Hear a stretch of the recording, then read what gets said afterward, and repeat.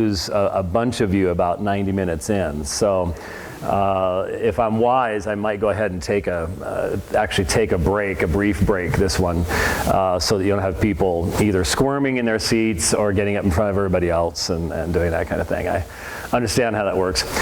The worst part is the afternoon part. The afternoon session has been torture for at least 15 years. It's just tough because it's Saturday afternoon. Half the guys are wondering how their football team is doing. The other half are asleep. I have always found it extremely difficult to try to teach while I'm sleepy when other people are sleeping and snoring. It's very disruptive and very difficult to do, very hard to concentrate on things in that afternoon session. The evening session is a little bit easier. But anyway, beautiful day outside. I love that wind. I wish we could open the windows and let some of that through. Because if it gets too warm in here, then everyone will fall asleep, especially thanks to the donuts, because we're going to have a sugar crash in about 20 minutes anyways. And that's going to affect everyone greatly. If you were not here last evening, you'll have no clue what's going on the rest of the day. No, I don't know. Though we did get a sort of a foundational start in talking about some important issues. I'm sure you can understand, I sort of have to pick up where I left off and can't necessarily review everything in the process. By the way, I was deeply hurt by the comments last evening that the sweater I was wearing you've seen before.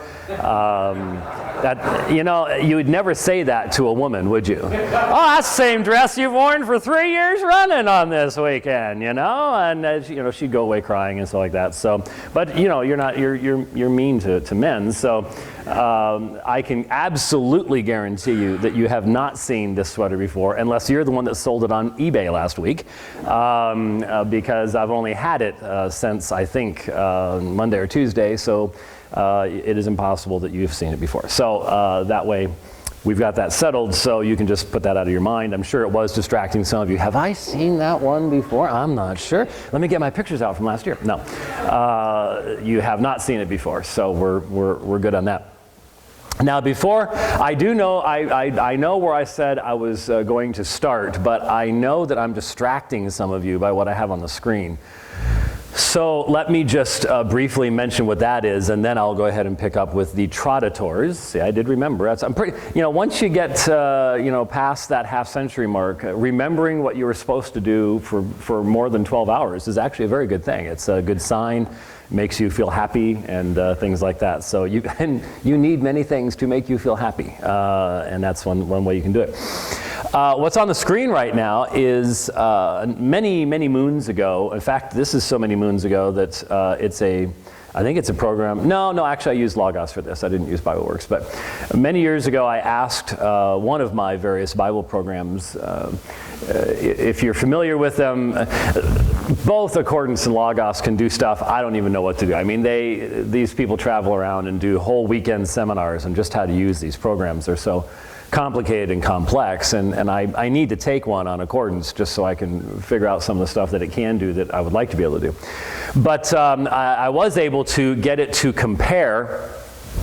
Well, that's really small. To compare, well, you don't have to, it still works. To compare the two most dissimilar Greek New Testaments, printed editions of the Greek New Testament. Now, we have many editions of the Greek New Testament today.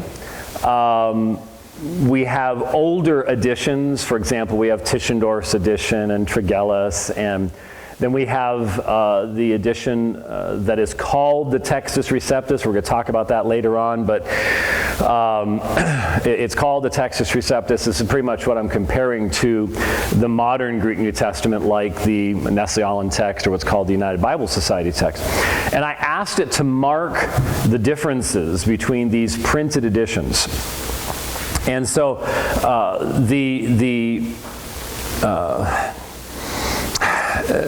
historically, at least for the past 80 to 100 years, scholars have identified families of manuscripts. Now that is currently being challenged, and I'll explain, well, CBGM is challenging it, and I mentioned CBGM last night. But the most dissimilar, we have a very large group of what are called the Byzantine manuscripts. We'll talk about those. And then on the other end of the spectrum, you have the Alexandria manuscripts. Now, I just want to make sure everyone understands. If you take the most Alexandrian manuscript that we have, and that's just simply referring to the kinds of readings it has, whether it contains certain verses or phrases or things like that. Manuscripts that contain similar readings. And the same thing with the Byzantine. The Byzantine by far the majority, and we'll explain why historically here in a little bit. If you take the most Alexandrian manuscript, apply sound rules of exegesis and hermeneutics, interpretation, to that manuscript. You take the most Byzantine manuscript, apply the same rules. They will teach the exact same thing. This is one of the big issues about the King James only movement. The King James onlyism thrives on convincing people that there is a doctrinal bias on the part of certain manuscripts and manuscript traditions. Like I said, there's a movie coming out next year, I guess. This one's on, it's called Calvinism, the Doctrine of Demons. It's very, very balanced. Obviously giving both sides equal time and that type of thing. It's put out by the same people that put out a movie a couple years ago on the King James stuff, which was the movie that I did the interview with Steven Anderson for. And you've seen the interview. It's the two. People call it a debate, folks. That is not a debate. Okay, we're sitting in my office for 2.5 hours talking about everything under the sun, and they used, I think, 39 seconds of that in the movie.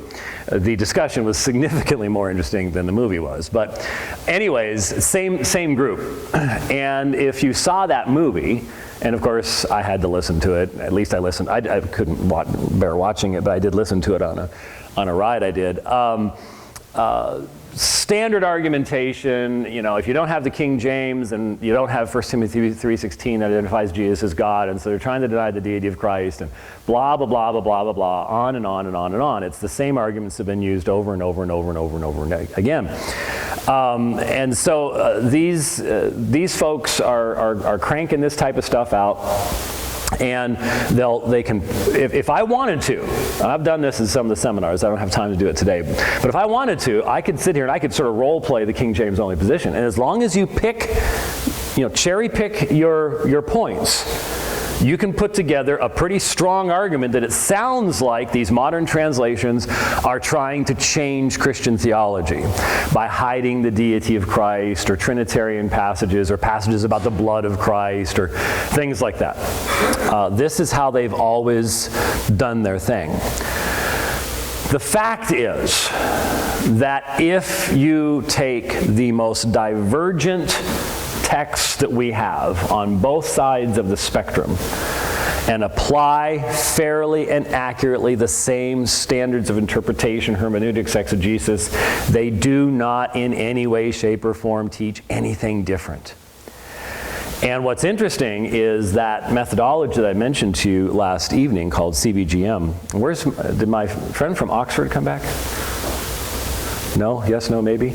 I actually got a chance last evening. Someone was visiting who is from Oxford, and he was sitting over here, who has worked with the people who are doing CBGM at Birmingham. And so we had, what's interesting is once you start talking CBGM with somebody who actually knows about it, the rest of the world just goes, what language are they speaking now? Because literally, like I said last night, and some of you thought you're exaggerating. I'm not. There might be 2 to 3 dozen scholars in the world right now who are conversant in CBGM, and most of them are in Germany. There are a few others, maybe 4 dozen. The number is increasing slowly, but it's still very, very small. It was interesting to meet someone who said, yeah, John, probably not for a while. It's like, yeah, okay, I understand. They're working on John there in Birmingham as far as the production of what's called the ECM, the Editio Critico Maior. They're coming out with a new Greek New Testament that will be How many of you ever seen the 38-volume Erdman set of the early church fathers? Okay, it's beautiful. It's great to have on your shelf. You can get it on your phone, but it's not nearly as impressive on your phone. If you've ever seen some of the videos I do in my office, I made sure it's in the background because it's just beautiful. You know, the 10 volumes are in red, then you've got green, and you got blue. Oh, it's glorious. This Greek New Testament will rival that in size easily. The General Epistles, which is just, 1st, 2nd Peter, Jude, that one was 2 volumes about yay big. Acts, 4 volumes that big. $330 just for Acts. So can you imagine what John's going to look like and what Matthew's going to look like and Romans and it's ridiculous. But it will be the most extensively cited Greek New Testament ever produced. And it's taking a long time. And so we had someone here visiting that was familiar with that process that's going on in Birmingham.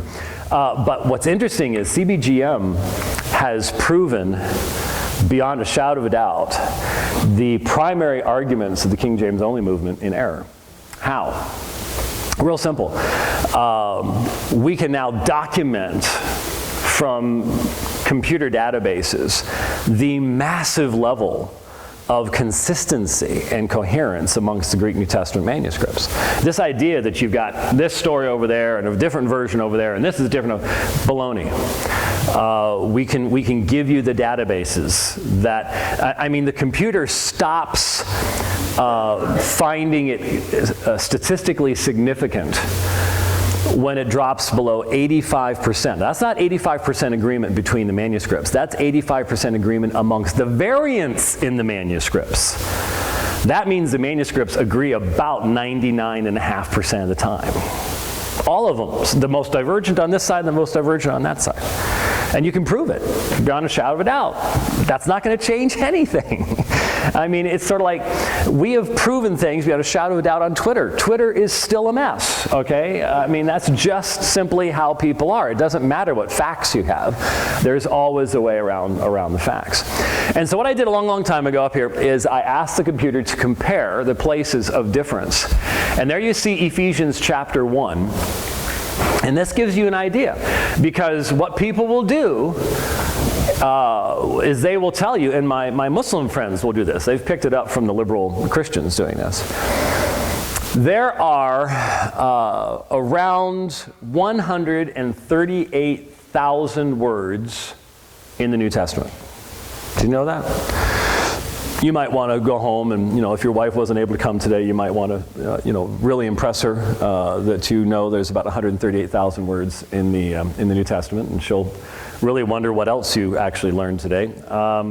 Or maybe you'll go home and impress your husband with that. That's, I don't want to be a sexist or anything up here. Though we do have a sexist with us, but I'm not going to go into that. That's a whole other issue. 138,000, Nicaea on 27th had 138,162. Anyway, how many individual variants would even a conservative textual scholar say exist between the manuscripts? And we're not talking about, well, if one manuscript has a difference, that's one, another manuscript has two. No. We're talking individual places in the text where there's a variant. The conservative estimate would be about 400,000. About 400,000. Now, if you don't understand what that's saying, it sounds like there are 3 options for every word in the New Testament. That's not what we're saying. The reality is that of those 400,000, 95 or more percent of them could not even be explained in any language other than Greek. In other words, they do not impact the meaning of the text. It's a spelling of a word or certain issues of word order, what's called the movable new, things like that. When you get down to it, there are between 1,500 and 2,000 variants that really impact the meaning of the text. But that's out of 138,000 words and over 2 million pages of handwritten text. That's really a very, very, very small percentage. And so when people tell you, well, there's 400,000 variants, they're not trying to communicate to you the fact that the vast majority of Ephesians 1 through 14, that's the prologue of Ephesians there. I see 1, 2, 3, 4, 5, 6, I see 7 little spots of green. There's one little spot of green you cannot see hardly. It's right there. You see that little one right there? And that's a very important one in Ephesians 1:14. It's the difference between ha or has, and it's ha estin arabon, tes kleronomias, heimon. It's referring to the Holy Spirit, who is the down payment of our inheritance. It's either a masculine or a neuter. Now, spirit, pneuma, is neuter. So the correct grammatical agreement would be what's on the screen right now, ha. But some manuscripts say has, which would be the masculine and would emphasize the personality of the Spirit.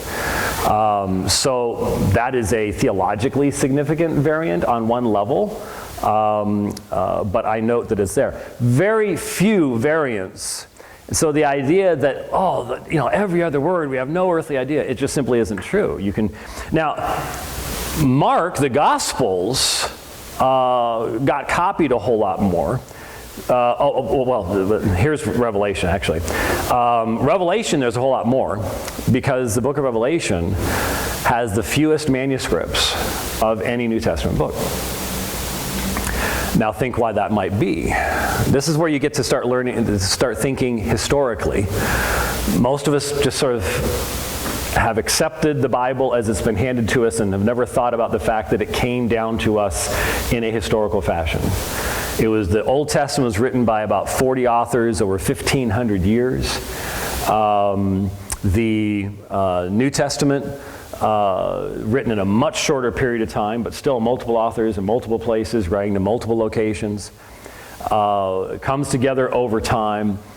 And then there is a process of discussion and even debate in the early church.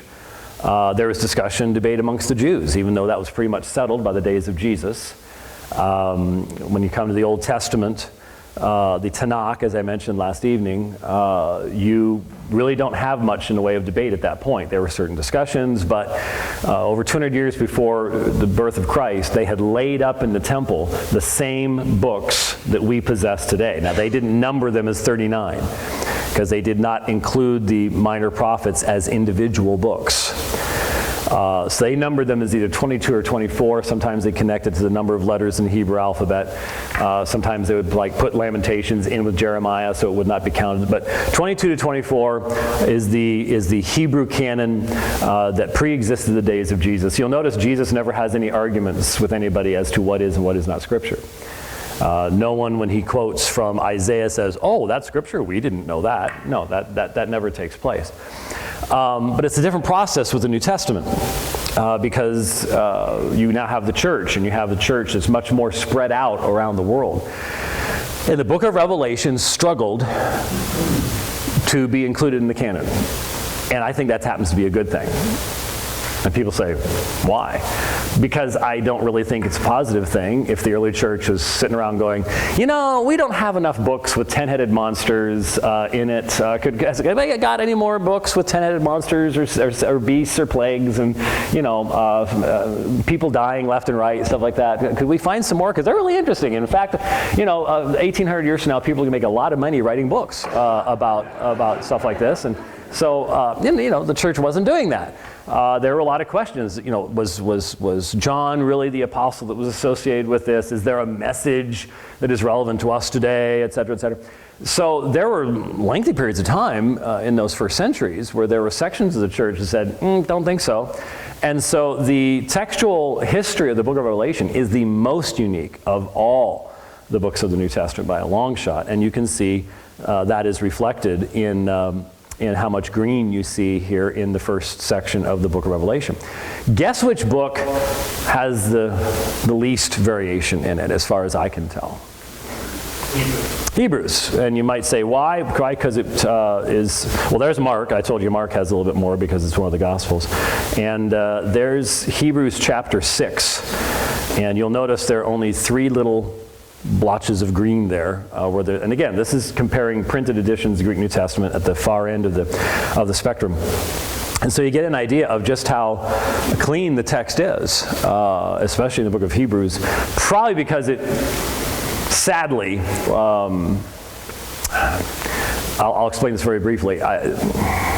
Because of the split between the synagogue and the church, which was inevitable, it took place during the New Testament, but because it went, I think the church ignored the warning of Romans 9, 10, 11. Do not boast against the branches that have been cut off. The sad history of formalized Christianity, of anti-Judaism and anti-Jewish sentiment, rather than seeing the Jews as a people to be reached with the message of their own Messiah, the history of the church is not a good thing. When you look at what happened, not only during the medieval period, but all the way back to people that we would have otherwise great respect for, like John Chrysostom, or all the way up to the modern period. Last year I talked about Martin Luther's comments about the Jews and things like that. So bad history there, but the point being that was an early split, and you cannot make heads or tails out of the book of Hebrews if you don't know the Old Testament very, very well. The writer just assumes that you know it, left, right, and center.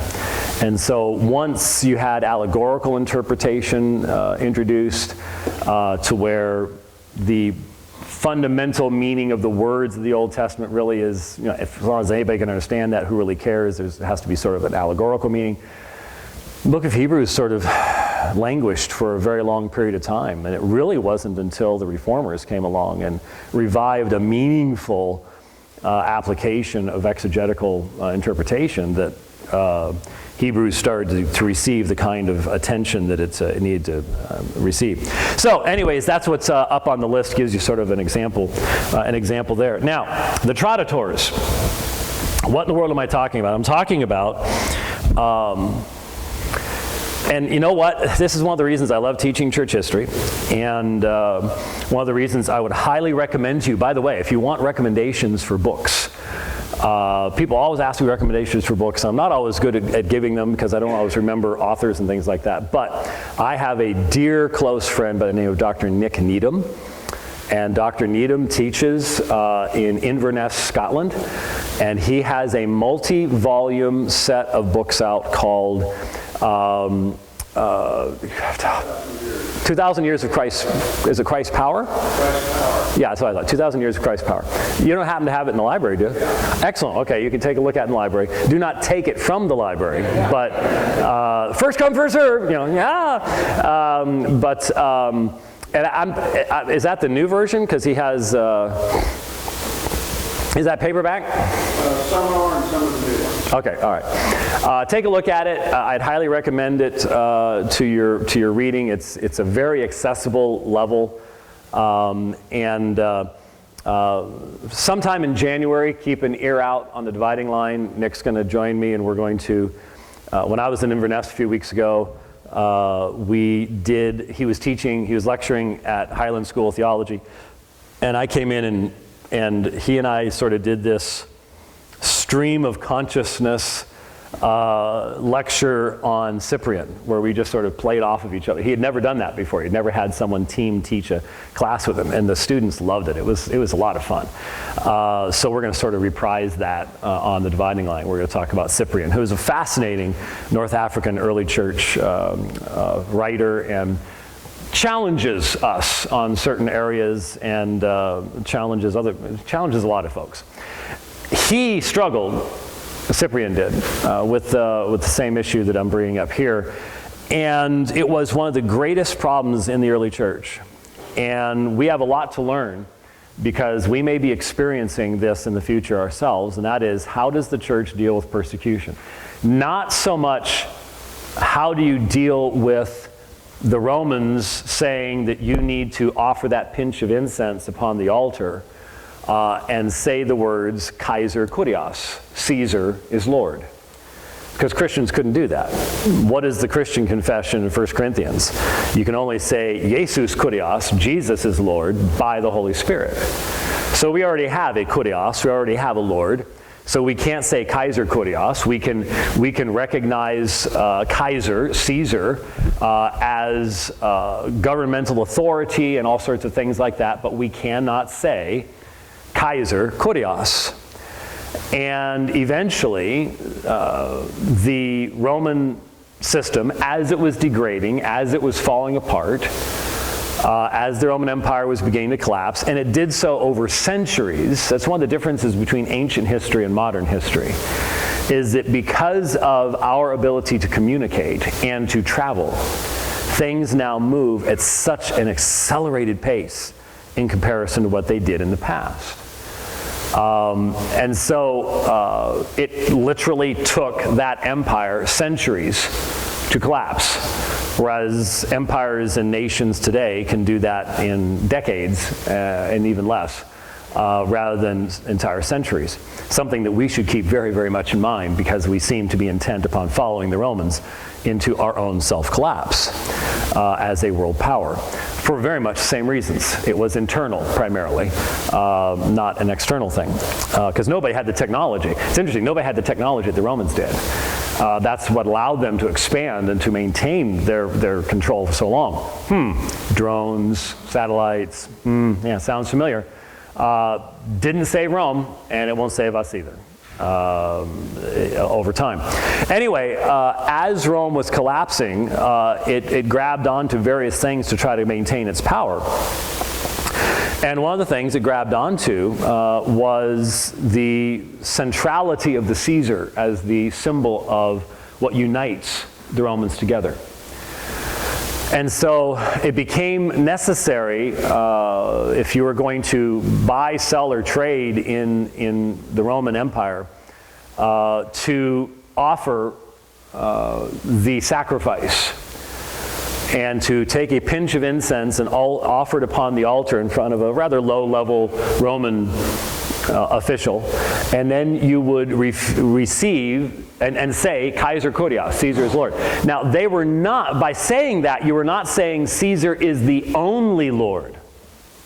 This is something that I think is extremely relevant to us today too, because we're facing the same situation.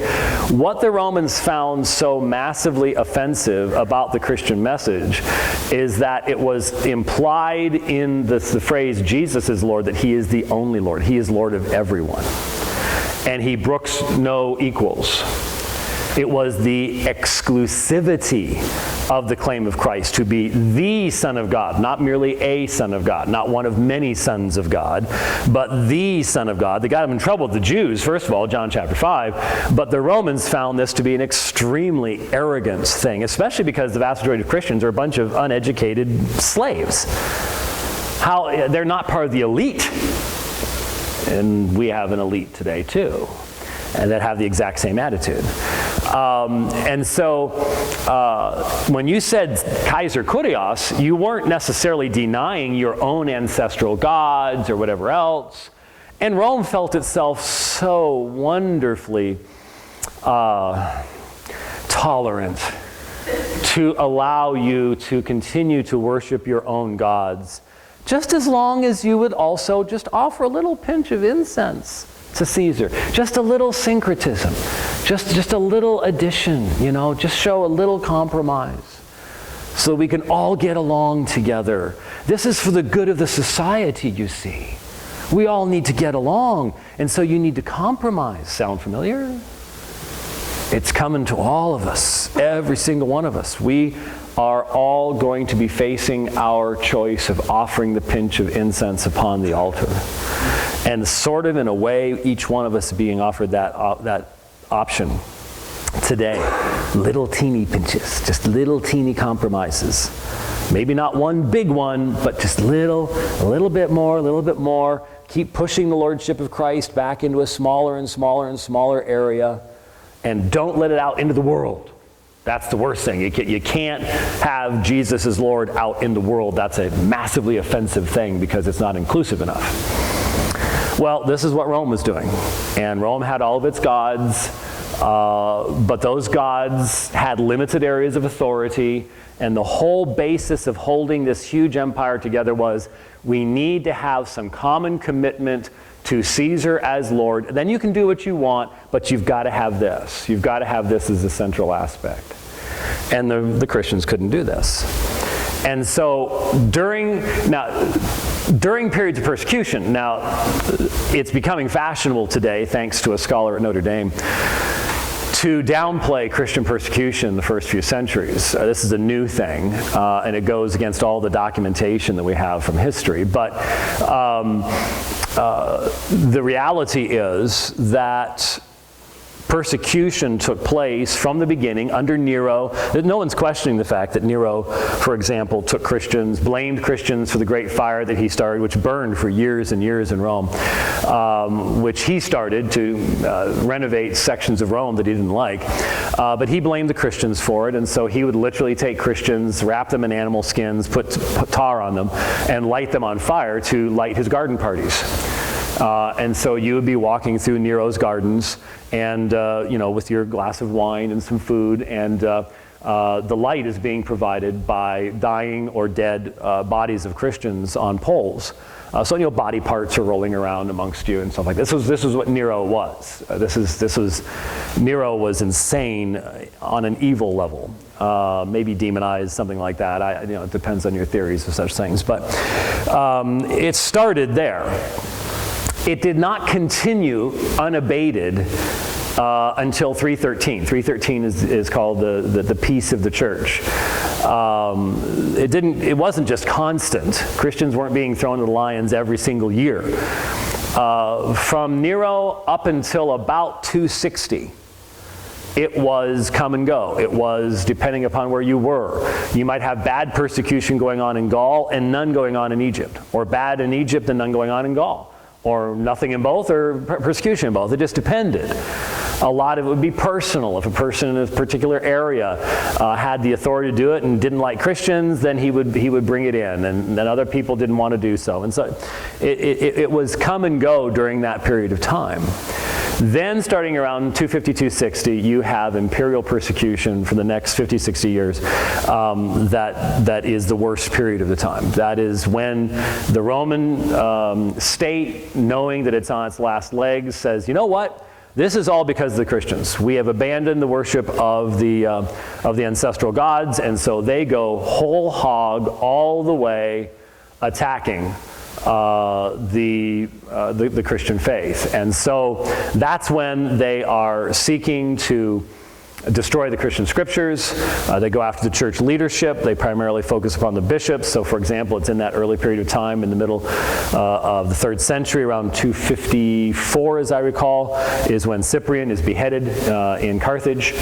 And so that's what's going on during that period of time. And that's when it is all across the empire. That's when it's the worst, is that time period. How did the church respond to that, especially during those preceding centuries where you would have persecution for a while and then it would stop? Well, during periods of persecution, you had 3 different ways in which you could commit apostasy. You could join the sacrificati, someone who offered the sacrifice, because that was considered to be the same thing as when the Jews would go back to the temple and offer sacrifice and deny Jesus, trampling underfoot the blood of the Son of God, despising his name, etc., etc. So you offered sacrifice. Then you could have the libellatici, who were the people who received the libellus. That libellus was that document that said you had offered sacrifice, so you could do business and you could trade, you could buy, and so on and so forth. They didn't offer the sacrifice, but they, under the table, bribed somebody to give them a libellus without actually making the sacrifice. And then you had the traditores, and that's where we were last night, and I've already spent 35 minutes. Then we had the traditores, and the traditores were those who gave over the Christian scriptures. And so, because Rome had recognized, man, this faith is a faith that's really attached to this book, so let's destroy the book. And they tried. Keep this in mind, because I think this is a highly significant part of the transmission of the New Testament text. You have the entire Roman Empire doing everything it can to destroy that New Testament text. And they were successful in some areas in really wiping out major collections of the New Testament. And so that's very, very important to keep in mind. Now, then, once the persecution ended, and those people want to come back into the church, what do? And especially when you had people in the church who had been beaten, imprisoned, maybe their husbands or wives had been executed. How can you let people back in when you had other people who had stood firm and had not given in? And the church was torn as to what to do. And it's interesting, the martyrs, both those who, well, obviously those who died no longer had any say in it, but those who had been imprisoned, were missing an eye, an arm, scars from the whippings, and whatever else it might be, they tended to be the most lenient people on the people who wanted to come back into the church. It was others who tended to take a very strict line. So, for example, were you a traditor if you gave the Romans something other than the scriptures? Because Roman soldiers weren't necessarily known for being scholars. And so you could sort of give them the funny papers from the Sunday newspaper, and they might figure, okay, that's good enough, and they go away and leave you alone. Well, was that being a traditor? If the Roman thought you gave him the scriptures, but actually you gave him a manual on how to shoe a horse or something, and he didn't know the difference, were you a traditor if you didn't give up the scriptures, but the Roman soldier thought you did? They had arguments about that, deep arguments about that, whether you did or you didn't, or whether you were a traditor or not. And so the point is that there was this massive attempt to destroy the Christian scriptures. Now, by the way, just in passing, some of the first major schisms in the church took place because of persecution. And it was how the church responded to persecution, not due to the persecution itself.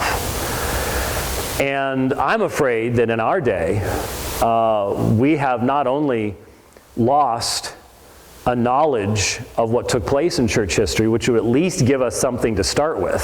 Well, this is what happened in the past. This is how they dealt with it. What lessons can we learn from that? Instead of starting all over again from scratch. But what's worse is we have all sorts of brothers and sisters under persecution today. How many of us in the United States even know almost anything about what they're going through? Let alone how the churches there are handling that persecution. It's fascinating. When I've become a global traveler, I had never intended to do that. Though I have to admit, it is nice having the top level flight access at the airport. You go to Heathrow, and if all you have to do is say to a British Airways employee that you're One World Emerald, and they get down and massage your feet. It's just wonderful. It's a fantastic thing. Okay, not quite that much, but it sort of feels that way, especially at the end of a really bad day of travel. You just missed your flight and because your connecting flight didn't get in time, and then they're just bending over backwards to do everything for you, and it's pretty nice. Anyways, when I travel around the world, it's fascinating. I was in Wellington, New Zealand a couple of years ago. I think it was right before the 2016 election, as I recall. Yeah, it was. And the people down there knew who was running. They're following the news. Does anybody here know who the Prime Minister of New Zealand is? Neither do I. We don't. I mean, we might know. Some of you might know who Angela Merkel is, and maybe a few of you are into European politics. But most Americans, we could care less. People around the world really care, because people around the world recognize how important this nation is. It's fascinating to recognize that. Same thing with the church. For example, my German brothers and sisters have been dealing with a highly secularized state there. You have to send your children to the state-sponsored school in Germany. There is no homeschooling, and there is no option for it. And you may remember there was just a couple of years ago, got jailed on that very, very issue.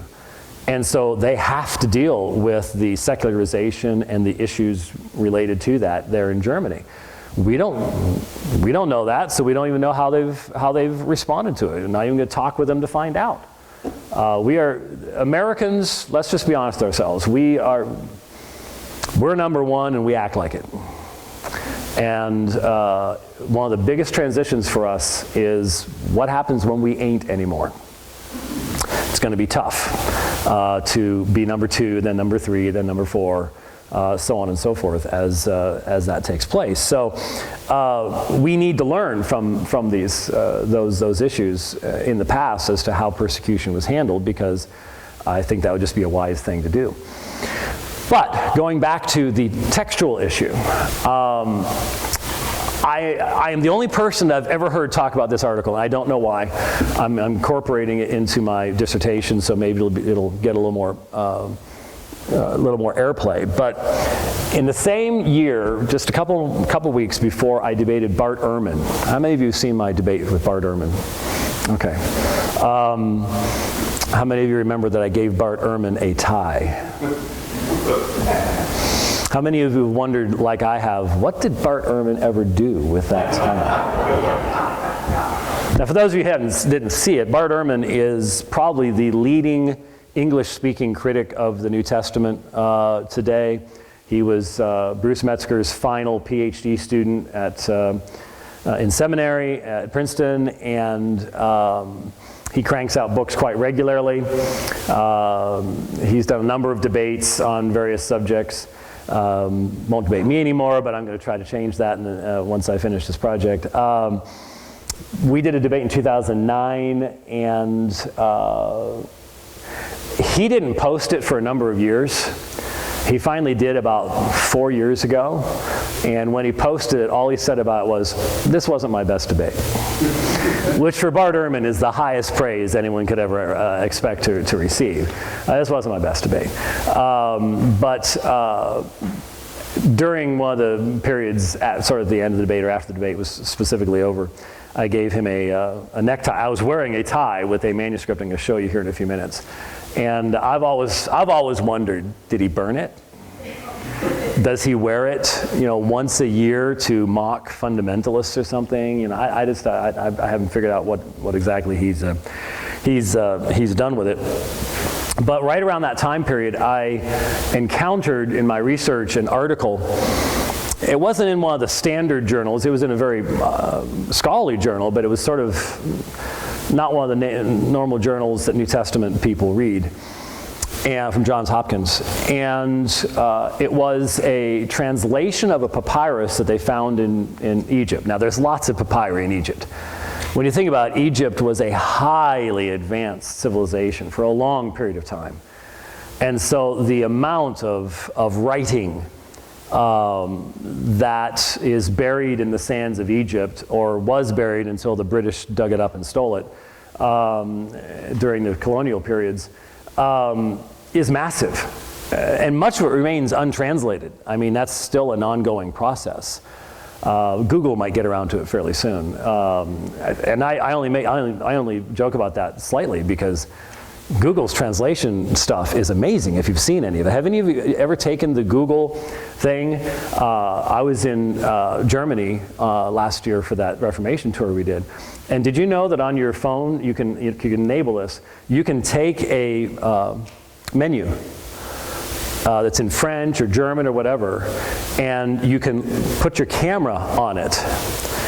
And what it'll do is it will translate the menu live for you right there. So it literally changes the words from German to English. Now, some of them are very humorous, especially with food names. I mean, sort of like, really? Wow, that sounds really interesting, But that type of technology already exists. And so when I say Google will get around to it, they might. I mean, that might be the way to get a lot of that literature that takes so much time and money to translate. That might be, just run that thing through a scanner, and dum, dum, dum, dum, dum, out comes all the data. That could be something fascinating in the future. But anyway, this particular papyrus gave a historical account of persecution of Christians around the year 300. So that's right in the middle, toward the end actually, of that intense period of imperial persecution between about 260 and 313 in Egypt. And what's fascinating is it gives the details of a particular church that had been sacked by the authorities. And it gives a listing of everything they took from this church. Now, what's significant about that? Well, it really gives you an incredibly fascinating insight into what the Christian church looked like in Egypt around the year 300. Because when you think about it, who's the most famous person at the Council of Nicaea who was not a bishop at the time of the Council of Nicaea? Athanasius. Give that man a donut. Any donuts left? Got any donuts left? That man gets a prize. A lot of people think that Athanasius was one of the bishops at Nicaea. He was not.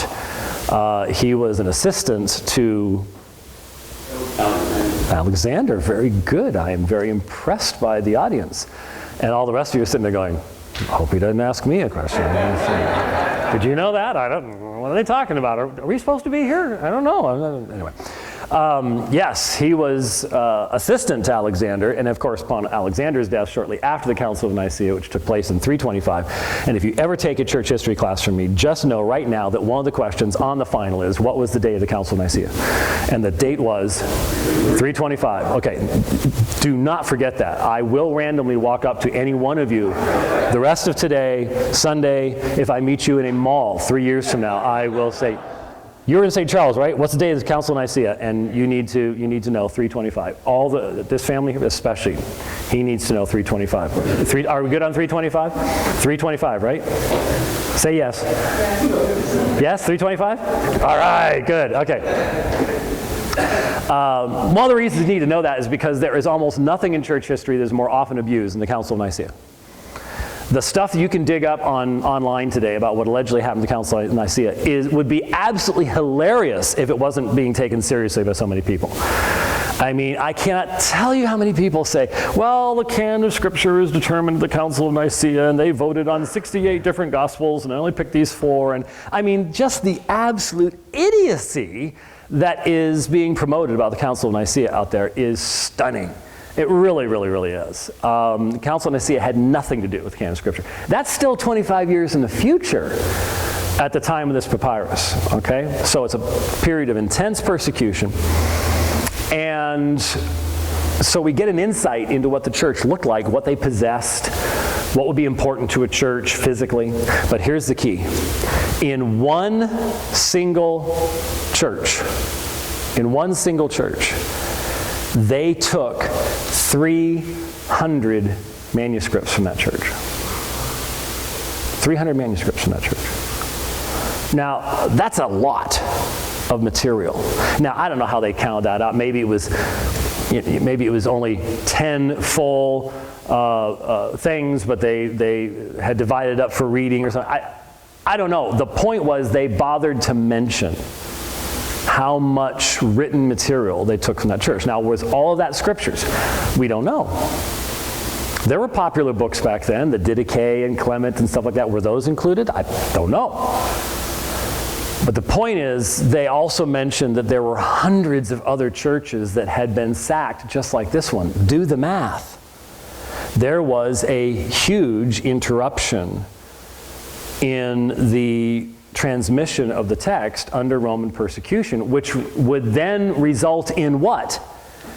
A huge increase in the church's copying of those texts out of necessity. Simply out of necessity. To maintain those texts, the church would have to be doing more and more copying, and they wouldn't have the luxury of utilizing professional scriptoriums at that particular point in time. You couldn't go, there wasn't a Kinko's, the new iOS that they just came out with for Mac has a new neat little thing where I can use if my iPhone's nearby my MacBook or my MacBook Pro, now anything I scan, I could be working on a document, and I can just take my iPhone and go click on a book or something like that, and right into my document. Just keep on going. That would have been really fun when I was working on stuff back in college. Let me tell you, because back then you had things called book weights, and held the book open, you put the book weight on it, and you tap, tap, tap, tap, tap. Oh, drat, correct that, tap, tap, tap. And even when you do that on a computer, it's still a whole lot nicer than back in the olden days on the IBM Selectric, where you go tap, tap, tap. Oh, drat. Correction tape. Ting, ting, ting, ting. That didn't work too well. Let's get out the white. Oh, boy, that was fun. You young people have no earthly idea how much you should respect us old people for what we went through, because here we are slaving away on an electric typewriter, dinosaurs walking past the window. I mean, it was just, it was tough stuff. It really, really was. So anyway, that's a lot of manuscripts to be destroyed, and that means that you are having people doing the copying that are not necessarily professionally trained. And so what does all of this mean to the transmission of the text? Most Christians have never even thought about it.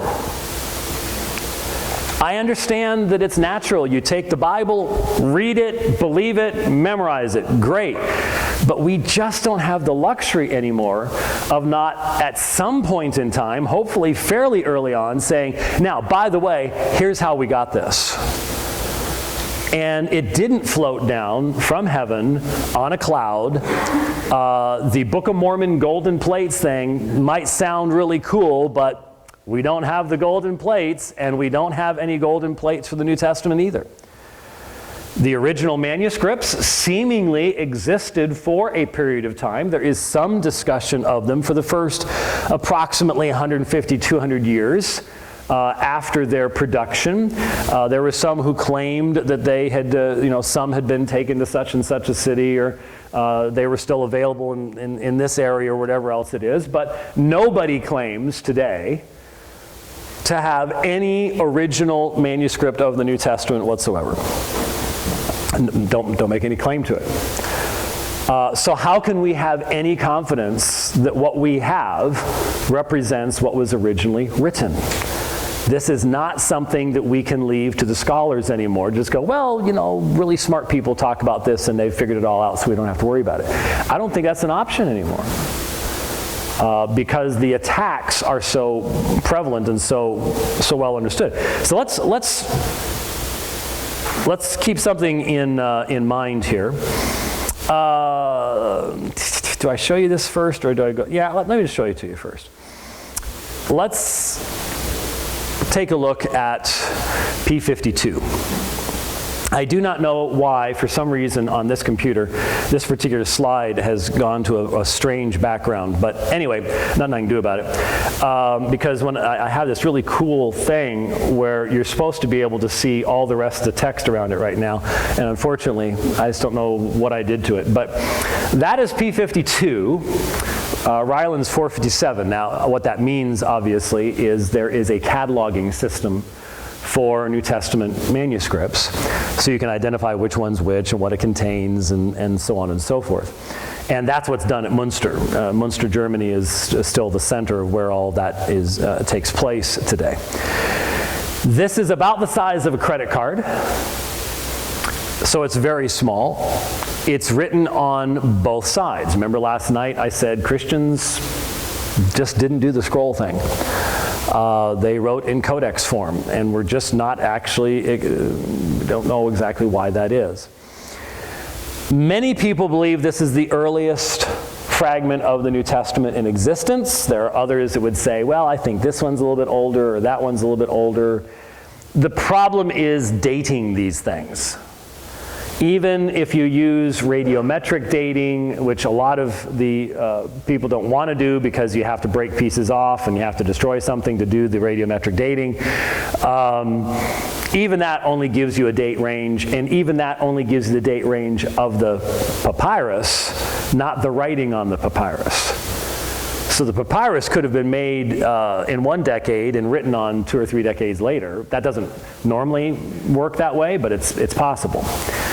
And so the only way to date manuscripts like this is by the writing style. And you might say, there's no unified writing style today, so how in the world could you possibly identify anything like that? Well, today you'd probably, like if you have something today written in a gel pen with gel pen ink, that's going to give you some idea. I mean, they haven't been around all that long. If you have someone who's writing with a really fancy ink-fed pen rather than a ballpoint or something like that, that just means you're reading Al Mohler's handwritten notes, because some of you may know that Dr. Mohler is well known for his very expensive fountain pens.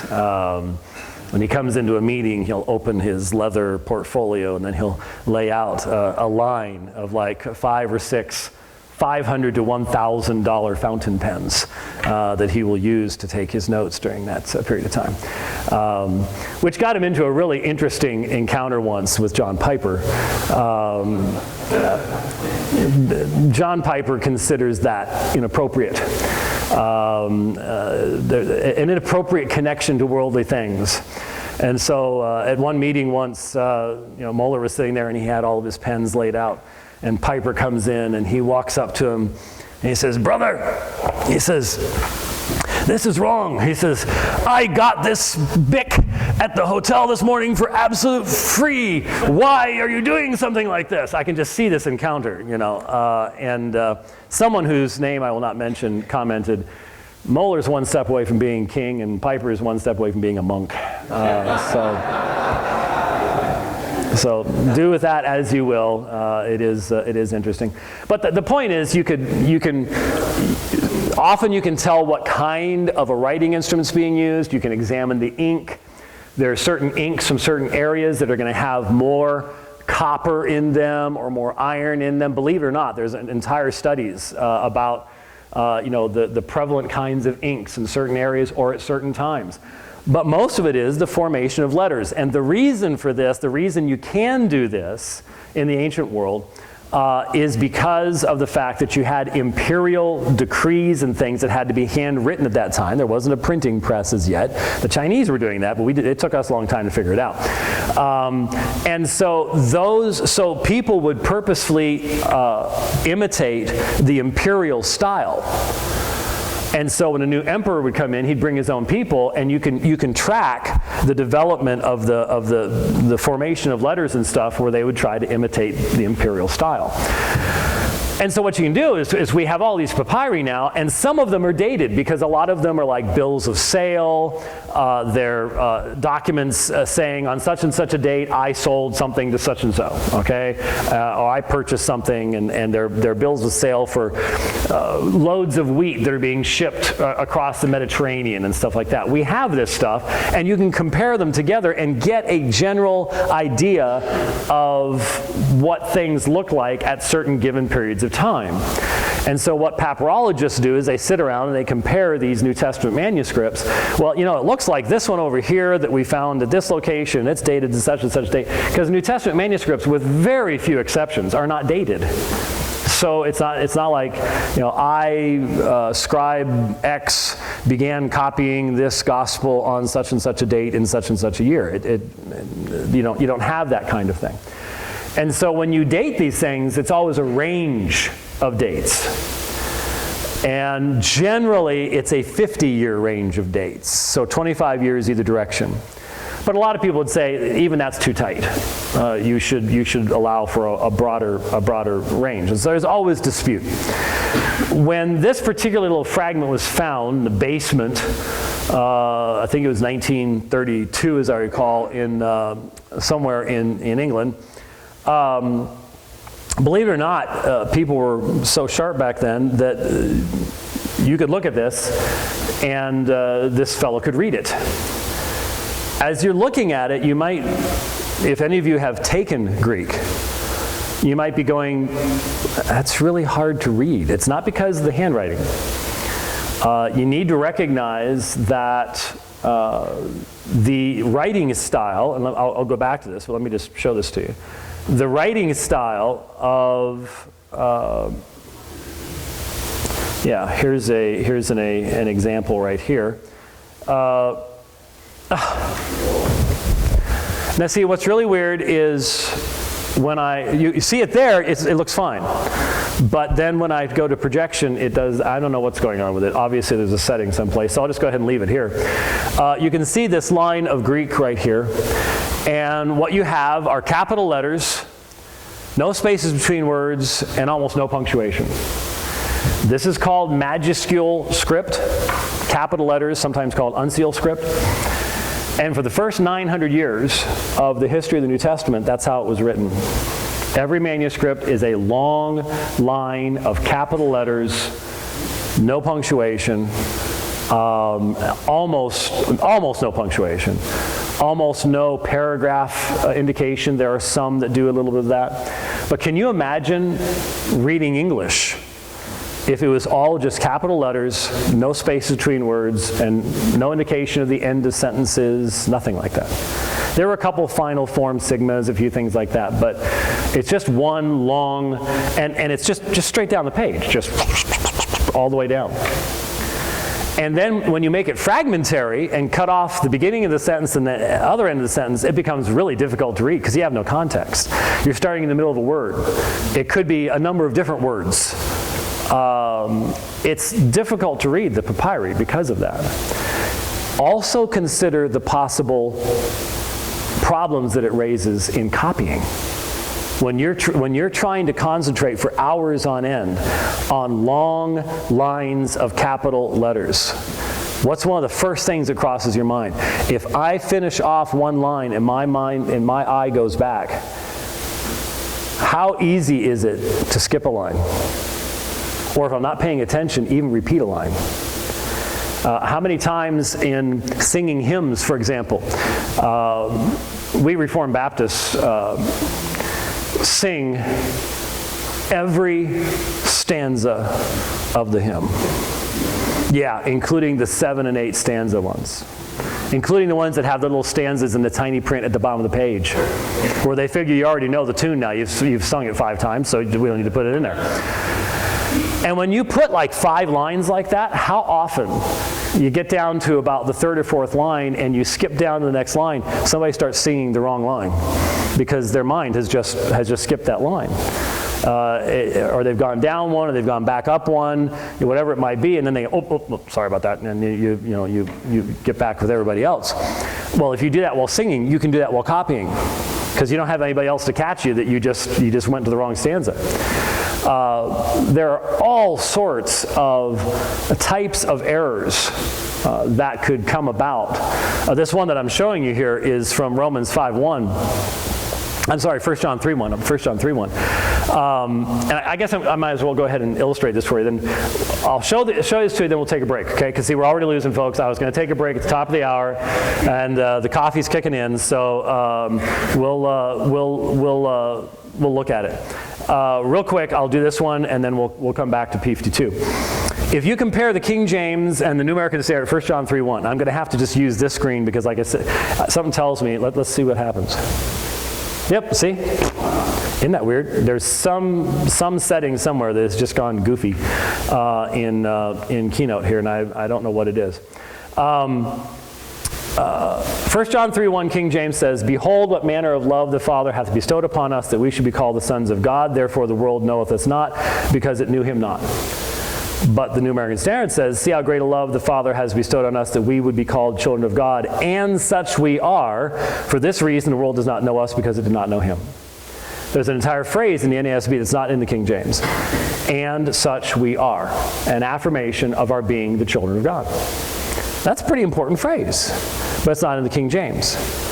Is it because the King James translators didn't like that theology, wanted to take that theology out? This is always the kind of language that when you hear somebody using it, red flags should come up immediately. They are assuming that there's some type of nefarious purpose here, and that's not the case. The fact is, the Greek text that the King James translators were using didn't have it. And so they didn't translate it. And the Greek text that the New American Standard used has it, so they translated it. It has nothing to do with the theology of the translators or anything along those lines. Now, why is there a difference? Well, Here it is in Greek, and there is the phrase right there, kai esmen, is missing in these manuscripts right here. And when you see that thing right there that I'm circling, that's a fraktur M. That means the majority of Greek manuscripts do not contain "and such we are." But why? Well, here's what it looks like in Uncial or Majuscule text. Here you can see these three letters, mu, epsilon, nu, are in red. And so what happens is a person is copying down. Here's tekna, children, theou, that's a nomen sacra of God. Kleithomen, we shall be called. Kai esmen, and we are. Dia tuta, for this reason the world does not know us. Wrote down kleithomen, you've just written mu, epsilon, nu. Your eye goes back to what you're copying. You see mu, epsilon, nu, you continue on. The problem is it's the wrong mu, epsilon, nu. It's the one just down the line from what you just got done copying. And so inadvertently what you've done is you've cut out kai esmen, and we are. You didn't mean to. You don't have anything against adoption of the sons of God. You think that's a wonderful, great thing. This is just simply a scribal error that we all make. We would do it with ing, tion, es, common English grammatical endings. But this is in Greek. And a scribe wrote kleithomen, his eyes go back, he sees this, mu, epsilon, nu, and continues on there and deletes it out, and his manuscript ends up getting copied a lot. That's how it happened. Now, if we only had a few manuscripts of 1 John, that would be a bad thing. Thankfully, we have plenty of manuscripts to be able to recognize that kind of a problem. So the point is that what we have here, and here's, I'll show it to you there. It took a lot of work to put in the rest of the text around that, so I want you to be able to see it. I even have fonts that match the early papyri. It's really cool to be able to do that. But that's how it would have been at the top of the page. You can see the text wrapping around it, and you can see it's all written in capital letters. No spaces between words, no punctuation. This is called majuscule text. And so we'll continue talking about that, but I promised you a brief break. We'll take just 5 minutes, just enough time to get comfortable. That's why they call it the restroom, and we'll continue on.